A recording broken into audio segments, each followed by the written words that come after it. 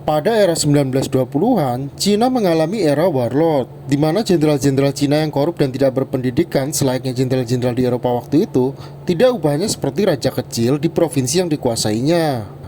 Para jenderal Cina ini saling berperang untuk merebut wilayah satu sama lain, di mana hal tersebut membuat China sulit untuk dipersatukan di bawah satu bendera, sehingga Cina tidak dapat berkembang menjadi negara industri yang kuat seperti halnya Jepang. Kondisi kacau yang dibuat para jenderal Cina inilah yang membuat kondisi perekonomian masyarakat Cina menjadi sangat sulit dan kacau, sehingga memudahkan masuknya ideologi komunis yang semakin memecah belah Cina. Di saat kondisi Cina yang kacau balau inilah, Jepang sebagai negara industri yang baru merangsek masuk untuk menginvasi Cina pada tahun 1937. Pada Perang Cina-Jepang di era 1930-an, perang berjalan dengan sangat tidak seimbang, di mana Jepang pada waktu itu memiliki industri senjata ringan hingga senjata kelas berat seperti artileri, industri tank ringan, industri penerbangan, dan industri galangan terbesar se-Asia. Sejak tahun 1921, Jepang menggunakan 32% APBN untuk keperluan pertahanan, sehingga pada tahun 1941, Kekaisaran Jepang memiliki 10 battleship, 10 kapal induk, 38 cruiser seperti KRI Irian, 112 destroyer, dan 65 kapal selam. Dan lebih hebatnya lagi, nyaris semua peralatan militer Jepang diproduksi dan dikembangkan di dalam negeri. Di sisi lain, Cina hanya memiliki industri senjata ringan yang hanya dapat memproduksi pistol dan senapan bolt action. Jika tentara Cina bisa menghancurkan satu pesawat tempur dan satu tank Jepang, maka Jepang dapat memproduksi 10 pesawat tempur baru dan 10 tank baru. Di mana Cina harus mengimpor tank dan pesawat tempur dari Jerman, Prancis, dan Inggris dengan jumlah yang sangat terbatas dan kualitas yang kurang. Mengimpor tank dan pesawat tempur dari Eropa ke Cina juga bukanlah perkara yang mudah, di mana jalur laut dikuasai oleh Angkatan Laut Jepang dan jalur darat harus melalui Rusia yang memiliki hubungan panas dingin dengan China. Namun Cina sedikit beruntung karena pada masa itu Cina dipimpin oleh Chiang Kai-shek yang bekerjasama dengan Nazi Jerman untuk memperkuat militer Cina. Hubungan antara Cina dengan Jerman sangatlah baik sampai Hitler mengirim mantan jenderalnya von Falkenhausen pada tahun 1934 untuk membantu Republik Cina membangun militernya. Setelah beberapa tahun berada di Cina, von Falkenhausen sukses melatih 80.000 pasukan Republik Cina dari yang awal mulanya pasukan amatir menjadi pasukan profesional selayaknya Wehrmacht. Namun von Falkenhausen merasa Cina belum siap menghadapi Jepang karena kondisi industri militer Cina yang tertinggal jauh dari industri militer Jepang. Sehingga von Falkenhausen menyarankan Jenderal Besar Tentara Republik Cina Chiang Kai-shek untuk melakukan perang habis-habisan baik gerilya maupun terbuka melawan Jepang dengan senjata seadanya. Karena von Falkenhausen telah melakukan perhitungan logistik Jepang yang membuatnya yakin jika Cina menyerang pasukan Jepang terus-menerus, maka pasukan Jepang dan kendaraan Jepang akan terus melakukan pergerakan tanpa henti yang akan menghabiskan banyak bahan bakar dan amunisi. Sehebat dan sebanyak apapun alutsista yang dimiliki Jepang, pada akhirnya Jepang akan kehabisan logistik seperti makanan, bahan bakar, dan amunisi. Apa yang dikatakan von Falkenhausen terbukti benar, karena perang antara Cina menghadapi Jepang berjalan selama 4 tahun yang membuat Jepang kehabisan bahan bakar dan terpaksa menyerang Asia Tenggara untuk mencari sumber minyak dan bahan mentah lain seperti besi dan karet. Tapi bukankah Jepang menginvasi Asia Tenggara karena Amerika mengembargo Jepang?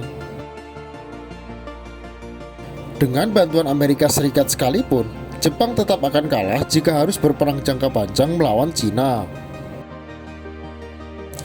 Karena lama-kelamaan, Jepang tidak akan mampu membeli minyak Amerika Serikat, di mana uang APBN Jepang akan habis hanya untuk memobilisasi pasukan di Cina yang luasnya 25 kali daratan Jepang.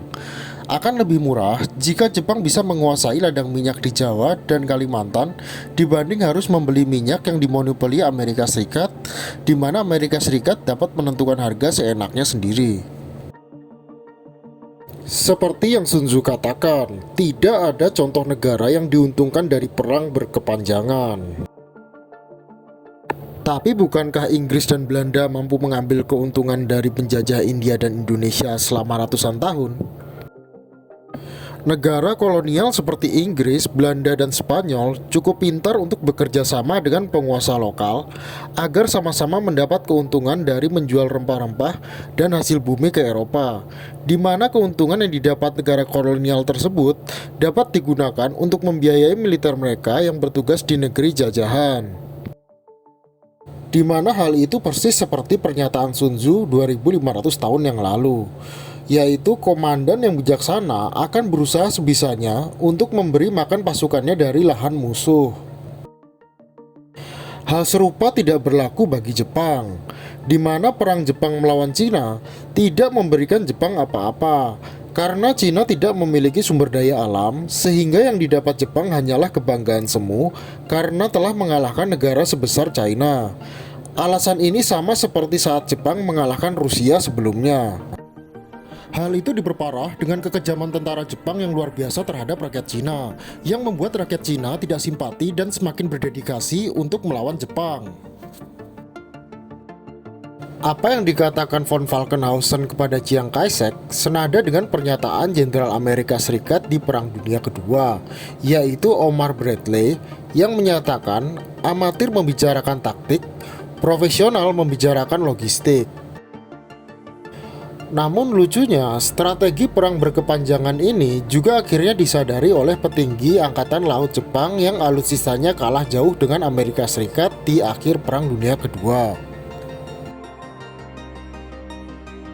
Saat Angkatan Laut Jepang telah habis pada tahun 1945, Angkatan Laut Amerika Serikat justru menjadi raksasa dengan 700.000 marinir, 42 kapal induk, dan ribuan kapal pendukung yang siap untuk melakukan operasi downfall, di mana Amerika Serikat akan melakukan pendaratan pasukan di daratan utama Jepang yaitu Honshu dan Hokkaido, yang mirip seperti D-Day di Eropa,